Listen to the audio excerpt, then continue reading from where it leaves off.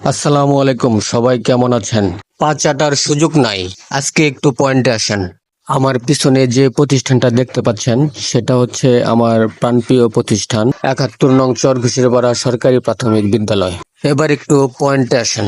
আমি যখন ক্লাস 1-এ ভর্তি হই তখন আমার ভর্তি রুল ছিল ৫৪। মোট ছাত্র ছিল প্রায় ৯৫ জনের মতো। বর্তমানে এই প্রতিষ্ঠানের 1 থেকে ক্লাস 5 পর্যন্ত প্রায় 50 জন ছাত্রছাত্রী আছে। এই তথ্যটা একটু মাথায় রাখেন। এই বিষয় নিয়ে আমি কিছু বলবো না, আপনারা যা ভালো মনে করেন। এবার মূল পয়েন্টে আসি।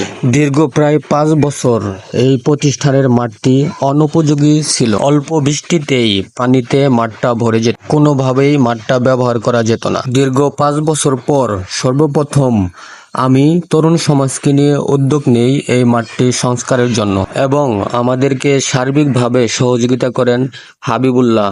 আমাদের এই তরুণ সমাজের উদ্যোগ দেখে দেশ এবং দেশের বাইরে থেকে অনেক সিনিয়র ভাই আমাদেরকে মানসিকভাবে এবং আর্থিকভাবে সহায়তা করেছেন। তারপর আমরা মাঠটা মোটামুটি খেলার উপযোগী করে তুলি। তারপর এলাকার তরুণ সমাজ খেলার প্রতি আগ্রহী হয় এবং খেলাধুলা শুরু করে।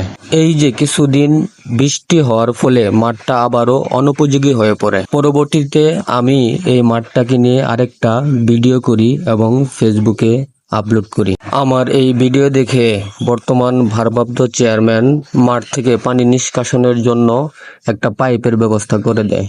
এখন আমার মূল পয়েন্টের আলোচনা হইল, আমরা কেন তরুণ সমাজকে খেলা থেকে বিমুখ করছি, কেন এই মাঠটা সংস্কার হচ্ছে না এবং খেলার উপযোগী হচ্ছে না, আমরা কেন অবহেলিত থেকে যাচ্ছি। আমার এই ভিডিওটা যদি এই প্রতিষ্ঠানের প্রাক্তন শিক্ষার্থীদের সামনে আসে, দয়া করে সবাই শেয়ার করে দেবেন। আর যদি এই মাঠটা সংস্কারের কোনো সুযোগ থাকে, অবশ্যই আমাদেরকে সহায়তা করবেন।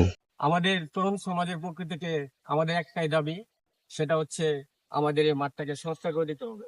সেটা আপনারা ইউনিয়ন প্রশাসন করেন কিংবা উপজেলা প্রশাসন করেন, আমরা চাই আমাদের এই মাঠটা মাটি দিয়ে ভরপুর করে দেন এবং মাঠটাকে সংস্কার করে দেন। এটাই আমাদের প্রাণের দাবি। ধন্যবাদ সবাইকে।